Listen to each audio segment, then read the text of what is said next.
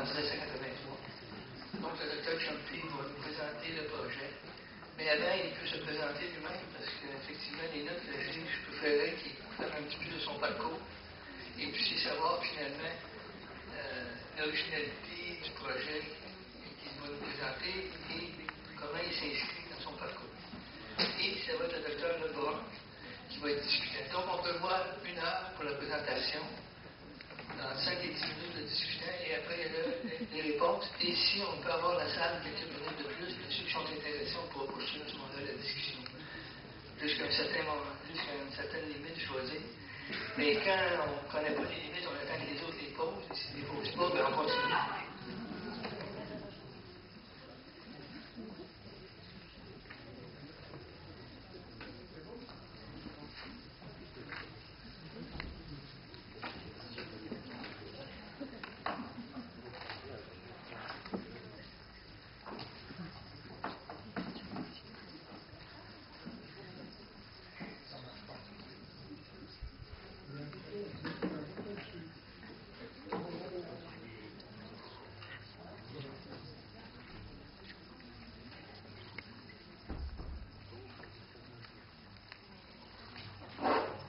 Ça y est, c'est bon? Vous m'entendez au fond aussi? Oui. Très bien. Merci beaucoup, monsieur Yves Lecomte. Merci beaucoup déjà pour la petite introduction que vous avez faite ce matin dans ce projet et pour ce que vous venez de dire. Je suis vraiment très content aussi de l'invitation. Merci beaucoup aussi pour ça. Je suis très content d'être ici à Bruxelles. Je me sens d'une certaine façon un peu pont peut-être entre le monde germanophone, anglo-saxon, qui est d'un côté et francophone de l'autre. Je trouve que c'est vraiment deux cultures largement différentes. Et j'espère que j'arriverai à faire un peu un pont et aussi que oui, je puisse vous parler autant que possible dans un langage qui vous est compréhensible.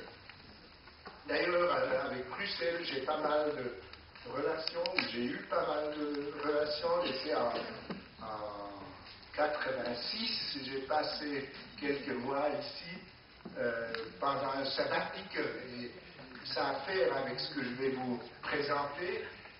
Vous serez peut-être étonnés, ceux qui sont au courant un peu de la théorie du chaos, mais je suis allé à Bruxelles à cause de la théorie du chaos. J'ai passé quelques mois chez le professeur Prigogine parce que je croyais ou je trouvais que c'était quelque chose de tout à fait intéressant pour nous, pour la psychiatrie et pour le clivage de la normalité à la psychose.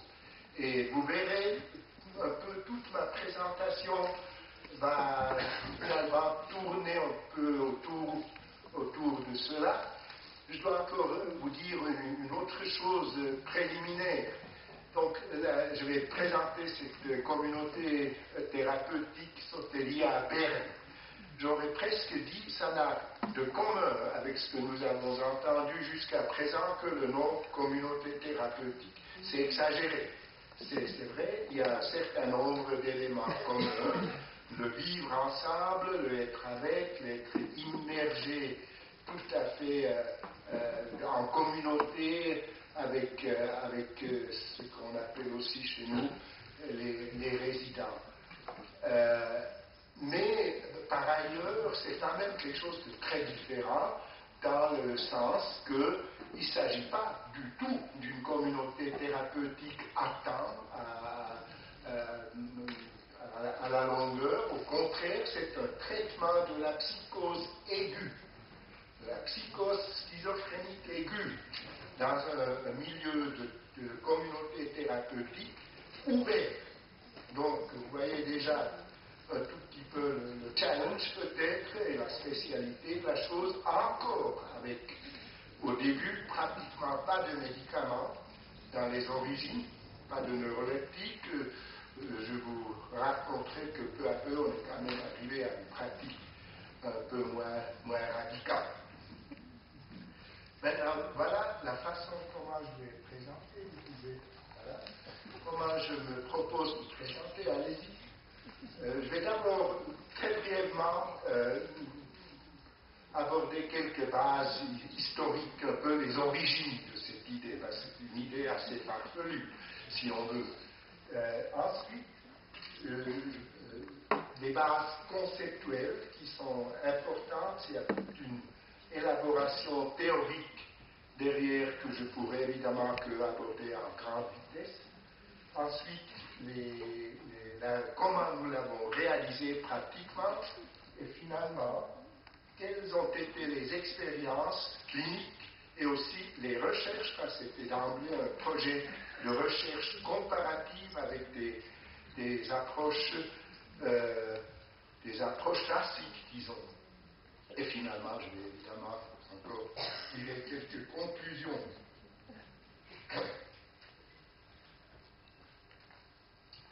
Oui, quand j'ai dit, j'ai omis de préciser, c'est quand même très important, traitement de la psychose aiguë dans un laps de temps comparable. La durée moyenne actuelle de ces jours est de 45 jours, à peu près. Durée moyenne, ça peut aller selon les contrats que nous avons avec les caisses maladies. Normalement, ça peut aller jusqu'à 90 jours. Parfois, quand dans un cas exceptionnel, ça va plus longtemps, mais il s'agit d'un traitement de la psychose aiguë en vue de post-traitement, c'est-à-dire traitement de la psychose aiguë, en quelque sorte calmer le jeu, de sorte qu'ensuite on puisse faire une thérapie à long terme, psychothérapie, souvent thérapie de famille, enfin une approche de soutien à long terme, parce qu'évidemment, si quelqu'un a une psychose aiguë, ça ne va jamais simplement être passé dans 2-3 semaines, c'est clair. C'est une histoire à longue haleine et à sauter. Maintenant, j'en viens à un tout petit peu d'historique, base historique. Donc, je suis l'initiateur de cette communauté Soteria Berne. On l'a ouvert le 1er mai 1984, donc ça fait juste 30 ans. On va fêter notre jubilé de 30 ans maintenant, mais je ne suis pas vraiment l'inventeur. L'inventeur, c'est un Américain, c'est Loren Moshe, un psychiatre qui était longtemps le rédacteur en chef du fameux Schizophrénie à bulletin, probablement le périodique spécialisé le plus coté dans le domaine de la schizophrénie. Il était, comme Yves l'avait déjà dit ce matin, il était en relation étroite aussi avec le American Institute of Mental Health, et c'est d'emblée parti comme projet de recherche. D'ailleurs, quand il n'y avait plus d'argent pour la recherche après 10 ans, il a dû fermer. Soteria, California. Moi, je suis allé voir ça en 77, pour parler français, parce que pour nous, c'est 77 en Suisse. En 77, mais ce n'est même pas en quelque sorte Moshe qui a inventé cette approche par communauté thérapeutique, c'est Ronald Lang à Londres. Et Moshe, en je crois 66 ou 67, il a passé une année à Kingsley Hall chez Ronald Lang, je ne sais pas si le nom est encore connu, c'était un antipsychiatre virulent des années 60, très radical. Moi, je l'ai aussi connu. Moshe, de toute façon, est devenu un ami étroit. Et alors, voyons d'où venait Lang. Lang, c'était un contestataire antipsychiatrique, mais ça suffit absolument pas de dire ce qu'il était.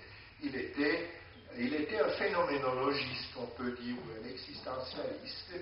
Et c'est la phénoménologie, dans le sens philosophique, que Husserl, etc., qui est au fond à l'origine de cette approche et que Loren Moshe a pris, que moi j'ai repris. Moi je ne suis pas un phénoménologue, je dirais maintenant mes origines, si vous voulez, d'où je suis venu moi.